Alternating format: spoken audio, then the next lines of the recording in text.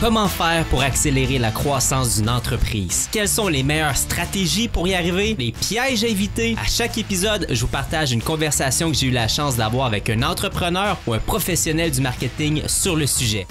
Vous allez découvrir les secrets qui se cachent derrière leur succès. Je m'appelle Robin Vézina et bienvenue sur Hypercroissance. Aujourd'hui, je vous présente Charlie Fernandez, fondateur de l'agence Réverbère. Réverbère, c'est la seule agence spécialisée uniquement sur Instagram, du moins au Canada. Ce qu'ils font, c'est qu'ils aident principalement les entreprises B2C à monétiser leur présence sur Instagram. Pour ceux qui ne le savent pas déjà, Instagram, c'est l'étoile montante des médias sociaux et qui dit étoile montante dit fort potentiel de croissance. Dans notre conversation aujourd'hui, vous allez apprendre comment Charlie a fait pour devenir l'expert numéro 1 au Québec sur Instagram et vous allez aussi découvrir les stratégies et le système qu'il a mis en place pour aller chercher des nouveaux clients. Le plus impressionnant dans tout ça, c'est que sa stratégie a pris seulement 10 jours à mettre en place et encore aujourd'hui, 1 an plus tard, lui rapporte des nouveaux clients. Dans un deuxième temps, Charlie va nous expliquer les stratégies à mettre en place pour ceux qui veulent monétiser leur présence Instagram. Il va nous partager l'étude de cas d'un de ses clients qui, lui, a réussi à faire un x8 sur son investissement avec une collaboration avec des influenceurs. Donc, manquez pas ce passage. Sans plus tarder, voici l'entrevue avec Charlie Fernandez de l'agence Réverbère.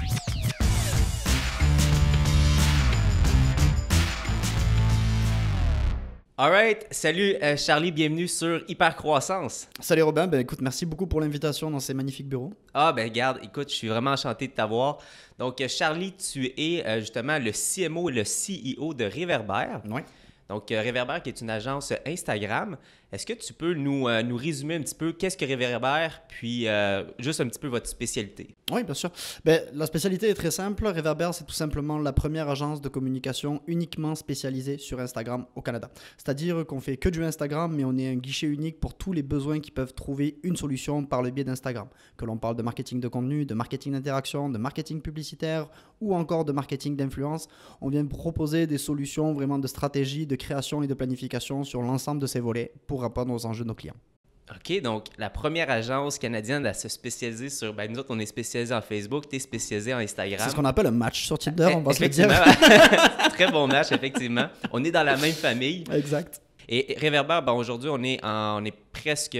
on est mi-septembre 2018. Oui. C'est quand que Réverbère a vu le jour? Réverbère a été lancé au pire moment où elle pouvait être lancée, à savoir en octobre de l'année dernière. Peu importe l'année, c'est surtout l'octobre qu'il faut retenir dans la mesure où, comme je le disais, on s'adresse beaucoup à des détaillants. Et en octobre, les détaillants sont en plein, entre guillemets, le nez dans le guidon pour les fêtes.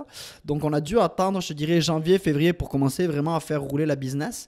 Mais on n'est pas du tout resté apathique puisque pendant cette période donc de fête, si je puis dire, on a travaillé sur ce qui allait devenir, si je puis dire, le talisman de Réverbère, à savoir le livre qu'on a sorti, Instagram sans filtre, et qui est l'ouvrage marketing le plus complet qui a été publié à ce jour sur Instagram, toutes langues confondues. Le plus beau dans tout ça, c'est qu'il est gratuit. Donc, Réverbère existe officiellement depuis octobre. C'est comme ça que je t'ai vu. La première fois que j'ai entendu parler, c'est le livre blanc, justement. Quand même pas un ouvrage là, typique de 3-4 pages, donc plus de 100 pages de contenu.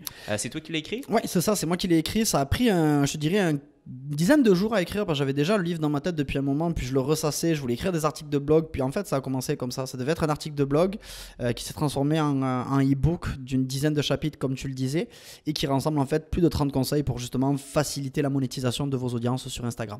Donc c'est un e-book qui est gratuit, qui est disponible sur notre site web et c'est un petit peu le e-book, si je puis dire, qui nous a permis de rentrer petit à petit sur la map. Est-ce que ça a été long à aller chercher les premiers clients? Tu disais que c'était la pire période. Ça a été long parce qu'on s'est lancé au mauvais moment, encore une fois. Puis on avait des gens qui nous disaient, écoutez, là on peut pas travailler avec vous, mais on se reparle en janvier, on se reparle en février. Puis c'est exactement ce qui s'est passé. Donc c'était pas difficile.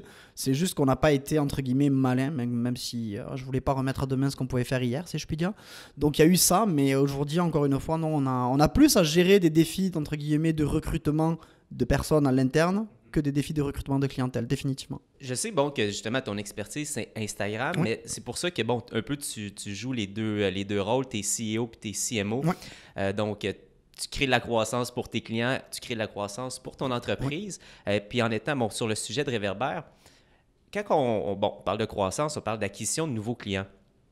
Donc, on est dans un domaine qui est le B2B. Tu t'affiches sur ton site Internet quand même plus orienté B2C pour tes clients. Oui. est-ce que les stratégies que tu mets en place pour tes clients sont les mêmes que tu mets en place pour toi? Absolument pas. Absolument pas. Puis il suffit de regarder le compte Instagram de Reverber pour comprendre que c'est absolument pas le cas. Je dirais actuellement, vraiment, les outils marketing qu'utilise Reverber sont grosso modo au nombre de 3, voire plus 1. Le e-book qui est vraiment, je dirais, la pierre de support, vraiment la base de notre stratégie de marketing. Vraiment, c'est un excellent canal pour l'acquisition de nouveaux leads. Puis c'est des leads qui sont qualifiés. C'est des leads où on a fait tout le processus d'éducation, de sensibilisation. Donc, ils nous connaissent déjà avant de nous avoir rencontrés, puis ils ont déjà confiance en nous. Donc, c'est vraiment un super lead magnet, comme on dit, tout simplement. Ensuite, il y a tout l'aspect marketing par courriel, que ce soit donc des séquences de drip marketing, du marketing automatisé ou du marketing plus manuel, si je puis dire, parce qu'il y a quand même beaucoup de travail qui est fait manuellement parlant. Par lacune technologique, mais encore une fois par souci de l'humain. Okay. Parce que sur 100 emails qui vont se ressembler, je dirais 80, on va avoir la petite twist personnelle qui vont faire en sorte que c'est Reverber et c'est pas quelqu'un d'autre. Est-ce qu'ici tu parles de cold email ou tu parles de séquence courriel suite au e-book? Les deux, je te dirais. Les deux, on a une séquence de courriel qui sort, si je puis dire, dès le téléchargement donc, du e-book, pour vraiment avoir un flow constant de points de contact avec le prospect. Mais on a également des emails un peu plus courts. Moi, j'ai fait du développement des affaires par la messagerie privée d'Instagram, par exemple. Je peux le dire, un de nos clients, par exemple, chez Victor, à Québec, est une chaîne de restaurants. On les a approchés comme ça. Jeans Factory, qui est un de nos clients, qui ouvre d'ailleurs aujourd'hui sa boutique à Boucherville, on les a approchés comme ça. Donc, il y a des techniques qu'on utilise qui peuvent s'appliquer aux deux, mais c'est vrai qu'au final, les médias que l'on utilise, que ce soit LinkedIn, que ce soit donc encore du MailChimp ou encore le e-book ou le site web sur lequel on fait du retargeting, ce genre de choses-là, c'est plus des techniques qu'on utilise pour nous. Ensuite, pour nos clients, ça va vraiment dépendre au cas par cas. C'est sûr qu'encore une fois, on se spécialise sur les 4 volets que je te mentionnais tantôt, donc le marketing de contenu, le marketing d'interaction, marketing publicitaire et marketing d'influence. Mais la philosophie de Reverber, je te dirais, est vraiment de se concentrer dans 95% des cas sur les 2 premiers volets. Donc, comment ça se matérialise? C'est la mise en place d'une stratégie d'affaires, de contenu et d'interaction, où on va justement dessiner, si je puis dire, les canaux par lesquels on va aller atteindre les objectifs qui ont été mentionnés dans la stratégie d'affaires en accord avec le client, tout simplement. Puis juste avant de rentrer un petit peu plus dans le détail, parce que tu parlais, la pierre angulaire qui était ton... le white paper, oui. Le white paper, exactement. Comment tu fais pour le spreader? Comment tu fais pour que les gens le voient? Est-ce que tu payes de la publicité Facebook dessus? J'en ai fait et puis j'ai remarqué... En fait, on a fait pas mal de PR en fait, sur ce livre premièrement. Donc, la campagne de PR qu'on a faite a vraiment bien marché. On a eu un bel écho dans des médias spécialisés et puis dans des médias plus généralistes. Donc déjà, ça a fait un bon crunch de Comme par exemple, download. est-ce que tu peux me donner vraiment un exemple On a eu le Grenier aux Nouvelles qui a parlé de nous. On a eu par exemple... Vous les avez approchés? Ouais, en fait, on a fait une affaire avec une firme de Québec qui s'appelle Fernandez Relations Publiques. Aucun lien de famille, mais le hasard fait bien les choses. D'ailleurs, je vous salue à toute l'équipe. Puis on s'est retrouvé quand même sur pas mal de médias. Au-delà de ça, j'avais quand même la chance d'avoir un bon réseau LinkedIn. Donc j'ai fait ce que bien des gens trouvent pas normal, mais j'ai fait un download à CSV, mettons, de ma database de contacts. Puis j'ai fait un MailChimp avec ça. On a travaillé vraiment sur des leviers très simples, des leviers très agiles, des leviers en fait qu'on retrouve ni plus ni moins dans la culture startup et qu'on n'a pas forcément en agence, parce qu'encore une fois, Reverber n'est pas une agence. On est vraiment un hybride entre une agence et une startup. On a la rigueur, la méthodologie d'une agence, mais on a vraiment le côté créatif et vraiment audacieux d'une growth startup. Hacking, là, on pourrait dire. Ouais, growth hacking, puis c'est comme ça moi que j'ai fait mes premières classes sur Instagram, et quand on parlait de la genèse un petit peu de Reverber, nous on voyait ça très mindé growth hacker, puis quand on a commencé à parler de stratégie de marketing automatisé, puis pas forcément du follow and follow, des choses beaucoup plus avancées que ça à nos clients, waouh, ils ont dit attends, on ne sait pas si on n'est pas prêt pour ça. Donc on a fait la chose de manière beaucoup plus graduelle, donc avec des techniques plus entre guillemets legit. Je dis entre guillemets parce qu'au final l'outil n'est jamais mauvais, c'est la façon dont on l'utilise. Ouais, c'est quelque chose que je dis souvent, mais c'est important de le préciser. Donc ça, encore une fois, ça dépend. Mais le livre blanc est venu donc beaucoup par les RP, beaucoup par LinkedIn, puis par le bouche à oreille. C'est-à-dire que c'est encore le cas aujourd'hui. Les gens le partagent énormément. Encore aujourd'hui, tu as toujours un flow constant. Il suffit de regarder mon Bitly, puis oui, il y a vraiment eu un pic lors du lancement, mais il y a un flow constant. Il y a toujours 50, 60 téléchargements par semaine facile, donc c'est vraiment très cool. Puis au-delà de ça, je fais quand même pas mal de veilles, notamment dans des groupes Facebook ou dans des forums. Puis j'interviens, je te dirais, généreusement pour plugger le livre. Puis c'est un livre qui est gratuit, donc au final, l'input est toujours apprécié. Comme j'ai vu, justement, je pense que c'est un article invité que tu avais fait sur le blog d'Olivier Lambert. Ouais, sur la tranchée, ouais. Il y a un mois de ça à peu près, je pense que tu étais invité sur mon carnet. Je suis allé voir sur le SoundCloud, tu étais là dans le commentaire, tu as mis ton petit Bitly. Ouais, sur mon carnet, je trouve ça super bien, la manière justement que c'est pas juste, regarde, on va mettre 15$ par jour, puis on va espérer que les gens le téléchargent. C'était vraiment tu sais, j'en fais, je pense que je parle à un connaisseur, puis c'est vraiment toujours agréable, mais la publicité sur Facebook, c'est vraiment très intéressant quand on fait vraiment un petit peu, je pense, du B2C. En B2B, moi, j'aurais plus tendance à me tourner vers LinkedIn, puis de suite, on est sur des CPC de 7, 8 piastres, ça devient un peu cher. Puis quand je le compare vraiment à notre canal d'acquisition, on paye 4 à 5 fois moins cher, mettons, pour l'acquisition de ces leads, c'est de l'organique, donc c'est un peu plus difficile à quantifier que pour de la publicité, mais on arrive quand même à avoir une estimation un petit peu du coût. Par exemple, la campagne de RP, on a regardé qu'est-ce que c'était la visibilité, qu'est-ce que ça valait, on a estimé justement le coefficient multiplicateur en termes de valeur qu'on est allé chercher là, et à ça on a ajouté donc les downloads puis la valeur moyenne d'un download pour nous. Donc ça nous permet vraiment d'avoir des métriques approximatives, mais dans ce cas-là c'était vraiment ces 3 piliers là. Puis on fait notamment là on a un partenariat donc avec le rendez-vous e-commerce à Montréal, où j'avais donné une conférence, la première édition qui était à la fin du printemps, puis j'étais encore hier. Puis ça aussi, tu sais, ça reste du marketing traditionnel, mais en B2B, veut pas, c'est un moyen. C'est un petit peu plus old school, hein? Moi j'aime le contact en fait. Souvent, l'humain reste quand même très central dans le B2B. C'est des relations long terme quand même, qu'il y a des gros montants d'investis. Ouais, puis ça passe par une relation humaine et de confiance. 100%, puis je pense que c'est bien de serrer des mains, pas pour serrer des mains, mais pour avoir des discussions intéressantes et intelligentes. Moi j'ai jamais été un grand fan des événements des chambres de commerce et tout ça, parce que justement je trouvais que c'était pas assez niché, et de ce fait tu as tellement de monde que tu peux pas filtrer qui tu veux parler. Des événements comme le rendez-vous e-commerce, je sais que je vais parler à des directeurs e-commerce, des directrices de communication, des directeurs de RP, des directrices social media, ce genre de choses. Donc c'est en plein dans mes personas de clientèle. Donc et là, tu les rediriges sur ton white paper? Oui, puis eux, ils viennent me parler. Hier, j'en ai parlé, ça m'est arrivé 3 fois hier en fait. J'ai 3 personnes qui m'ont dit: ah, vous êtes Charlie Fernandez, vous êtes le gars qui a rédigé le white paper sur Instagram. Et voilà, puis au final, c'est la meilleure carte de visite possible et inimaginable, quoi. OK, fait que si dans le fond, je résume un petit peu cette stratégie-là, c'est de créer une pièce de contenu magistrale. La meilleure, c'est ça. La meilleure. C'est la meilleure qui a jamais été publiée. La meilleure qui a été publiée, puis à partir de ce moment-là, pouf.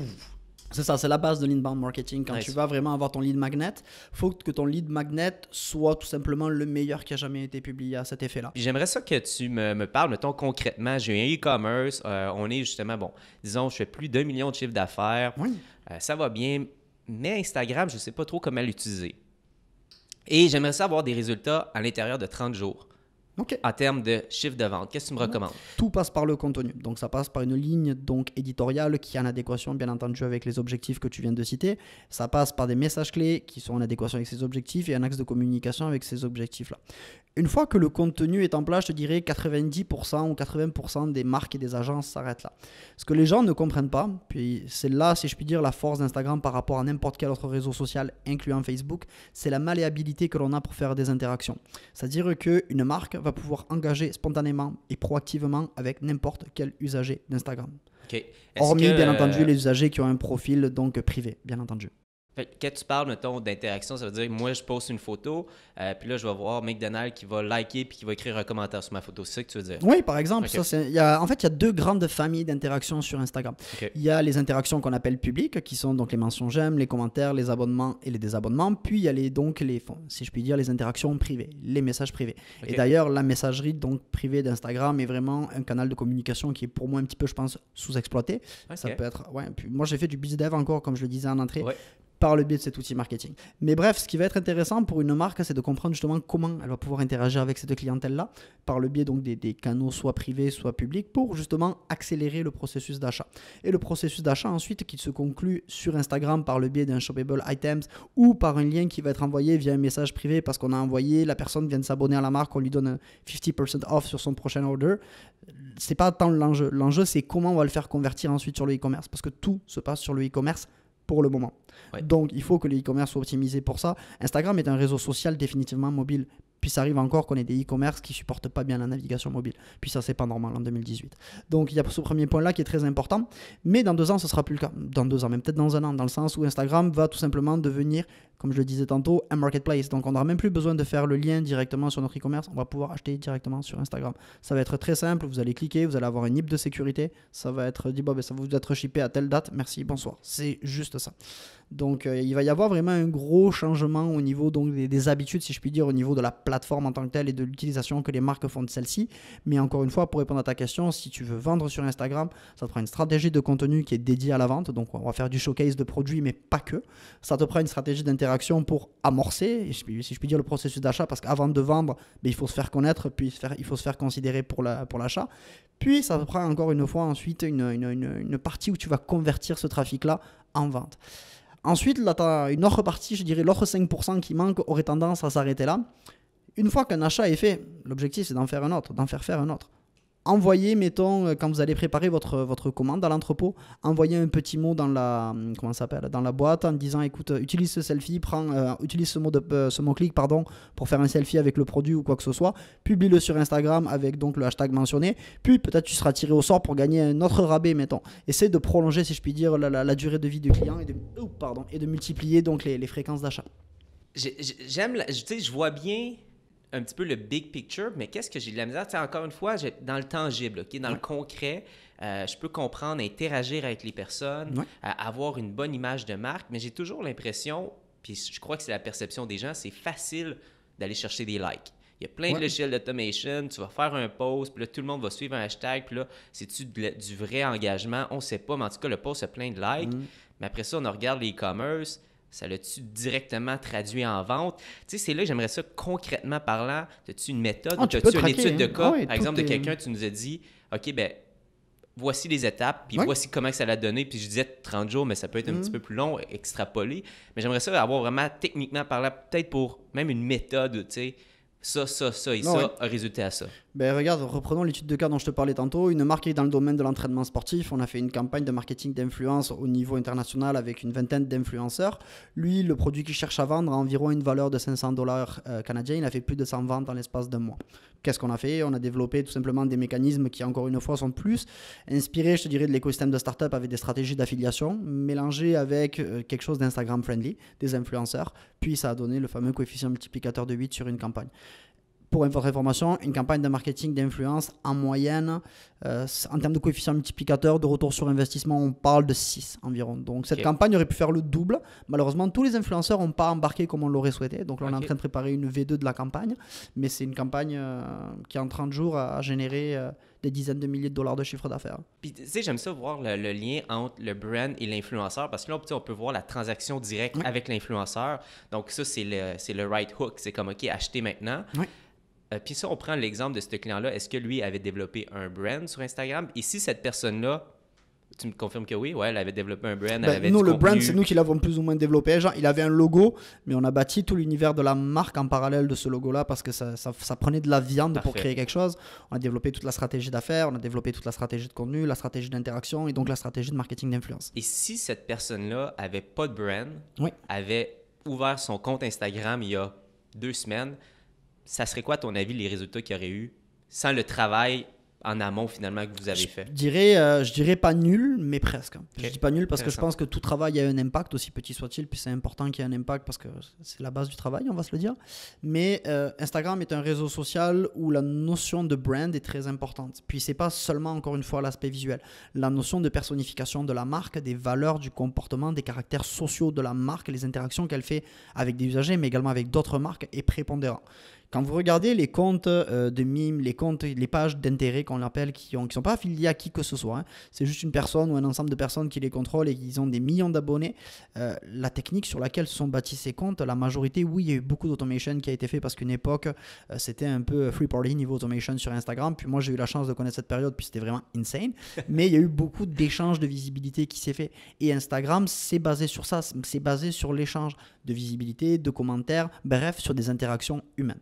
Donc, si vous êtes une marque qui est sans personnalité, donc une marque qui n'a pas de caractéristiques humaines, vous allez avoir beaucoup de mal à performer sur Instagram. Dans le fond, on n'est pas vraiment dans une plateforme de direct response. C'est pour ça qu'au départ, quand je t'ai posé la question en 30 jours et tout ça, c'est un petit peu difficile d'avoir ce mindset-là parce que tu as tout un travail en amont de développer ton brand, d'avoir une personnalité, mais il y a toujours de la d'avoir une stratégie. image, Oui, bien sûr. Comme en publicité, tu vas rarement arriver, à moins que tu aies un segment que tu vois sur ton, mettons, tu sais, des customers qui ont des gros paniers d'achat et il n'y a pas de retours qui sont faits là, ou des customers qui ont oublié justement leur panier, entre guillemets, et puis il n'y a pas de retour là. Ça prend toujours une stratégie. Il ne faut pas croire qu'on arrive, genre on fait claquer des doigts et on génère des dizaines de milliers de dollars. Non, il y a une réflexion en arrière à mener avec votre équipe. C'est pour ça que je disais tantôt, c'est important d'avoir quelqu'un chez vous qui a vraiment une vision précise, globale de la chose. Nous, on a encore des clients chez qui on arrive, il n'y a pas de persona de clientèle. C'est dur, c'est vraiment difficile parce que nous, on travaille à partir de ça pour traduire les personas de clientèle sur Instagram. Si tu sais pas qui c'est qui achète, comment je peux définir quel hashtag elles utilisent ou encore à quel influenceur, entre guillemets, elle est soumise ou qu'elle affectionne ou quelle marque, entre guillemets, elle croit. C'est impossible. Donc, on a besoin d'avoir quelqu'un en interne qui connaît vraiment les mécanismes de l'entreprise, de ses médias, leurs caractéristiques pour pouvoir intégrer quelque chose. Puisqu'au final, qu'est-ce qu'on fait? C'est on intègre un élément à forte valeur ajoutée. Publicitaire, vraiment sexy, très très sexy. Ouais, ben c'est ça. Je pense que c'est vraiment de voir cette plateforme-là comme le fameux funnel. Donc, quand on commence avec notre brand awareness, après ça, une fois que la personne nous a vu, est-ce qu'elle s'engage? La réalité, là, une fois qu'elle s'est engagée, bon, on peut créer une audience à part. On peut extraire toutes ces personnes-là pour faire une publicité ciblée avec une offre, avec un spécial ou avec un événement, par exemple, qui s'en vient. Puis à partir de ce moment-là, il y a la conversion avec les influenceurs qu'on peut aller de façon un peu plus directe. Mais il y a beaucoup de travail en amont. Fait que c'est ça, je vois. Dans le fond, c'est vraiment pas une machine que tu dis, bon, mais parfait, voici un nouveau canal d'acquisition. Je vais me mettre là-dessus puis je vais faire des ventes. Non, c'est une bête. Il faut la traiter avec respect. Ouais, c'est ça, exactement. Mais je pense que exactement ça. Mais derrière, je pense que ça peut être colossal. Qu'est-ce que cette bête-là va nous rapporter, tu sais? Ben, c'est un média social qui a vraiment le vent dans les poupes. Faut pas oublier que c'est le média social qui, de 1, a la plus grosse croissance, toutes catégories confondues sur les 3 dernières années. C'est le média social qui a été élu par Forbes comme étant la plateforme la plus propice pour créer une relation ou entretenir une relation avec votre clientèle. Ça, c'est une étude qui date d'environ 1 an et demi. Puis, c'est un réseau social dont les usagers ont un panier d'achat moyen de $65 USD et versus Facebook $55 USD. Donc on voit quand même là, il y a quand même $10 de différence américain, ce qui fait $83 environ canadiens pour Instagram. Et ça, c'est une étude qui a été faite par Shopify. Donc en termes de valeur, en termes d'engagement, en termes de notoriété, Instagram est quand même un cheval de course qui est plus à considérer, mais un cheval de course sur lequel miser plus que jamais. Puis moi, quand on regarde vraiment les grosses campagnes de brand, c'est sûr que je connais pas énormément le milieu tout qui est fashion, lifestyle, mais Gucci, quand on regarde dans les brands les plus populaires en termes d'interaction, ils en font partie. Puis quand on regarde leurs résultats financiers, ben c'est un des brands qui est en plus grosse croissance. J'allais dire le brand de maquillage là, de Kardashian, je suis vraiment pas bon là. Mon maquillage, je suis pas bon non plus, je te rassure. Mais elle a lancé, c'est-tu Kylie? Ou en tout cas, je veux pas dire n'importe quoi. Une des sœurs Kardashian, on va dire. Elle a lancé son brand de cosmétiques. Et qu'est-ce qui, bon, c'est sûr qu'on s'entend, elle a un antécédent, mais principalement, toute son awareness, tout son brand est basé sur Instagram. Et c'est devenu un brand des plus en croissance au monde, tu sais, qui a dépassé les 100 millions de chiffres d'affaires et tout ça. Donc, c'est incroyable à quel point que cette bête-là est intéressante, mais effectivement, il faut la traiter avec respect. Fait que c'est quand même ça que je retiens quand même de notre entretien. Les entrevues se terminent toujours sur une partie questions-éclairs. Oui, bien sûr. J'ai quelques petites questions pour toi. Ah ouais, donc. Donc, Charlie, comment tu fais pour te garder constamment à jour? Donc, je ne dors pas, non, j'ai la chance de m'intéresser à ce que je fais, donc ça vient très naturellement en fait. Puis on a la chance d'avoir des contacts assez privilégiés chez Instagram, ce qui fait qu'on a souvent de l'information qui nous arrive, on a juste qu'à tendre l'oreille puis on a l'info. Donc c'est vraiment quelque chose de très intéressant, mais je lis moins qu'avant, mais je lis encore un peu, puis j'écoute quand même pas mal de podcasts. Est-ce que tu aurais un podcast à recommander autre que le tien? J'aime beaucoup La Tranchée d'Olivier Lambert. D'ailleurs, on a fait un épisode ensemble en décembre qui est pas mal funky si vous voulez l'écouter. L'accélérateur de Marco Bernard, le podcast de Julien Carcali, bien entendu, mon carnet de Bruno Guglielminetti qui reste quand même, je crois, une référence en la matière. On a quand même pas mal de bons podcasts au Québec. Fait que t'écoutes beaucoup de podcasts franco québécois. Et ouais, plus de franco que d'anglo en fait. Okay. J'écoute beaucoup de Gary Vee Show, bien entendu, parce que j'aime beaucoup ce que fait Gary Vaynerchuk. Puis je pense qu'en termes de marketing, c'est encore un pour lequel j'ai un peu de respect, parce que je donnerai pas de nom encore une fois, mais j'ai entendu des podcasts récemment, puis j'ai assisté à des des web meetings, mettons, où j'entendais des choses, mais qui étaient des absurdités, des inepties sans nom, quoi, je veux dire. Puis, le problème, c'est que les gens vendent ça à 500 $, quoi. Ensuite, il ne faut pas s'étonner si on a une mauvaise image de nous, quoi. Mais ouais, non, c'est pas mal ça, moi, ouais. Puis, Cool. Est-ce que tu as un mantra? pas vraiment, je pourrais être franc avec toi. Être le plus simple possible et le plus transparent dans tout ce que je fais. C'est vraiment quelque chose qui, je pense, a inspiré la façon dont on a fait Réverbère. C'est quelque chose qui va nous guider encore une fois, puis c'est quelque chose qui vraiment nous anime au day-to-day par rapport à nos clients. Ce serait ça, je pense. Simplicité, transparence. Nice. Ouais, puis l'honnêteté, je veux dire, quand tu sais pas faire quelque chose, il faut savoir le dire. Puis quand tu penses que ton client a tort, il faut savoir lui dire. Faut savoir trouver les mots pour lui dire et les éléments pour lui prouver. Mais je pense que c'est... la façon dont on présente Instagram à nos clients, c'est le fait que ce soit une plateforme, encore une fois, où l'humain occupe une place prépondérante. Si on n'avait pas nous-mêmes ces caractéristiques-là au sein de notre philosophie d'entreprise, je pense qu'on serait totalement en porte-à-faux par rapport au discours qu'on a et qu'on perdait toute crédibilité. Donc, par chance, c'est ce qu'on est vraiment. C'est pas quelque chose qu'on se contente de marteler en affichant des affiches sur nos bureaux. Donc, ça se passe bien. Mais je pense que c'est quelque chose qui est vraiment mais qui découle de nos personnalités en tant que cofondateur, mon associé et moi.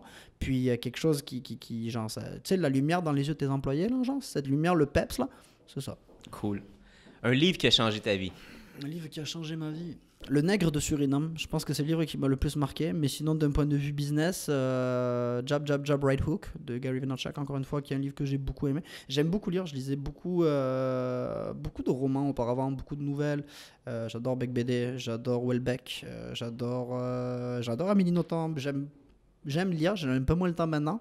Mais ouais, la série d'Éric Emmanuel Schmitt sur les livres un petit peu donc, dans le domaine de l'imaginaire et de l'étrange, c'est une super bonne série pour sortir un petit peu du quotidien.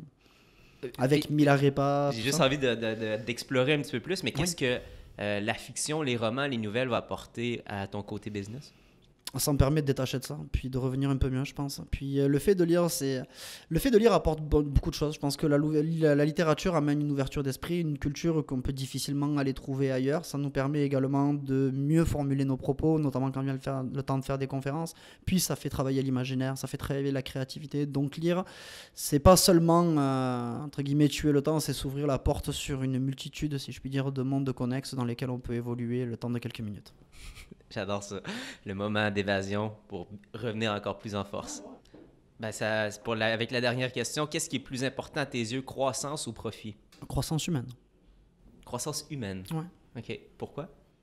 Parce que j'ai pas pris assez de fin de semaine et de vacances depuis longtemps. Mais non, plus sérieusement... Je pense que moi, j'ai eu la chance en fait d'avoir un modèle. Mon modèle entrepreneurial n'était pas un entrepreneur, puis il était entre guillemets à la maison. Et je dis entre guillemets parce qu'en fait, il était 10 mois sur 12 à l'étranger, c'est mon père. Et j'ai vu comment mon père est passé d'un milieu social extrêmement pauvre, puisque mon père donc, est arrivé immigré d'Espagne très très jeune, à l'âge de 3 ans en France, où il partageait avec sa maman, son papa et sa sœur l'équivalent de 2,5 en fait, ni plus ni moins. Et je l'ai vu, entre guillemets, gravir les échelons de l'histoire de la société française en tant qu'immigré pendant que je suis arrivé sur Terre, donc il y a 30 ans. Puis je me suis rendu compte qu'au final, oui, travailler puis offrir une meilleure situation aux siens, c'est quelque chose de prépondérant. Puis je pense qu'on est sur Terre pour ça, puis pour laisser sa marque un petit peu.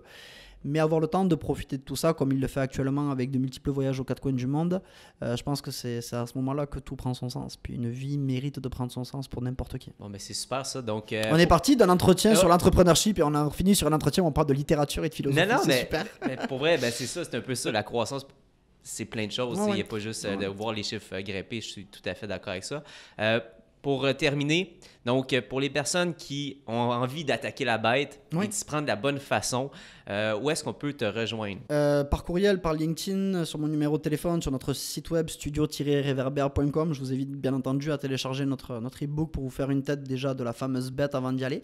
Mais avant de venir nous voir encore une fois, essayez de regarder un petit peu en interne ce que vous faites. C'est bête, mais ça fait souvent gagner du temps. Puis nous, quand vous nous parlez, ça nous permet vraiment d'arriver avec comment je peux dire, des suggestions beaucoup plus proactives, puis de mieux comprendre votre business. Parce qu'au final, les gens qui connaissent votre business, c'est vous, c'est pas nous. Nous, on connaît l'outil. Donc pour que l'alchimie se passe, il faut que les deux pendants communiquent bien. Puis c'est prépondérant. Donc Charlie Fernandez. Lui-même. Il n'y en a pas beaucoup au Québec. Il n'y en a pas beaucoup. Donc, Charlie Fernandez, bon, il n'y a pas de Y caché. Donc, c'est Charlie Fernandez et réverbère.com. studio-reverber.com. Studio-reverber.com. Petite anecdote, le nom de la business devait être Reverber, puis on était un petit peu tardif si je puis dire, enfin, ou plutôt trop précoce dans la création du brand. On a créé le brand pour Reverber, puis on n'a pas checké s'il était disponible. Puis on s'est rendu compte que Reverber était déjà utilisé dans un autre domaine totalement différent. Donc on s'appelle Studio Reverber, mais notre nom d'usage est Reverber. Ah, super. Ben, merci infiniment de ta Merci présence. à toi, Robin. C'était vraiment un plaisir. Bye Bonne bye. fin de journée à tous. Bye bye.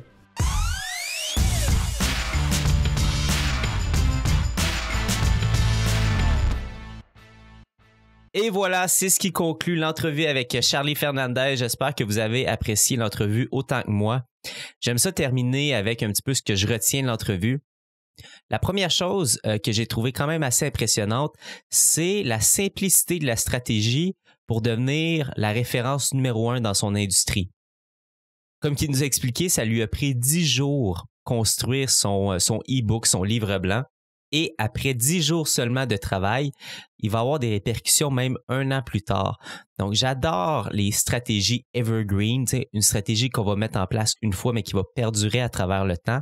Après ça, c'est important de réaliser qu'on parle de pièces de contenu magistrales. Si vous n'avez pas vu le e-book, allez le télécharger. On parle quand même d'un ouvrage de plus de 100 pages qui est disponible gratuitement et qui est vraiment, vraiment de très, très, très bonne qualité. Donc, de mettre les efforts pour créer la meilleure pièce de contenu va rapporter sur le long terme. La deuxième chose que je retiens, avant de monétiser, il faut investir en branding. C'est pour ça que je vais poser la question à un moment donné. J'ai dit, est-ce que vous auriez été en mesure de faire un retour sur investissement x8 si vous n'aviez pas investi en branding au préalable? Et c'est là qu'il me dit que non, ça n'aurait pas été possible, du moins très peu probable.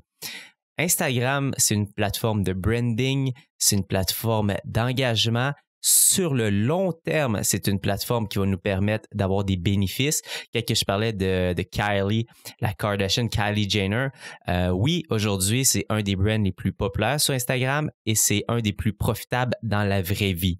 Mais pour ça, ça prend du temps, ça prend de l'énergie, il faut du branding. Donc, si vous êtes à la recherche d'un retour sur investissement rapide à l'intérieur de 30 jours, malheureusement, je ne pense pas qu'Instagram va être la bonne plateforme.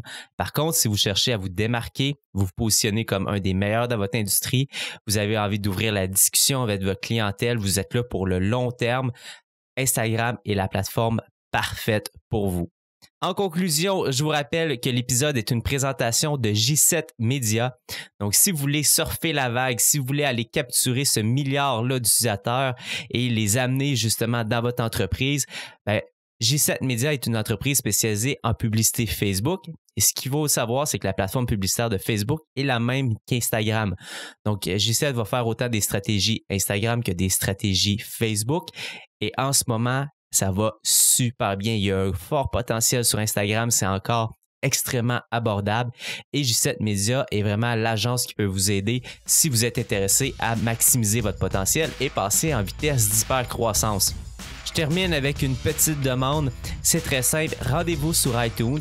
Laissez-nous un commentaire avec une note de votre appréciation du podcast. C'est quelque chose qui nous aide énormément. Et si vous ne voulez pas manquer les épisodes à l'avenir, cliquez tout simplement pour vous abonner et à chaque fois qu'il va y avoir un nouvel épisode de disponible, il va apparaître directement dans votre application.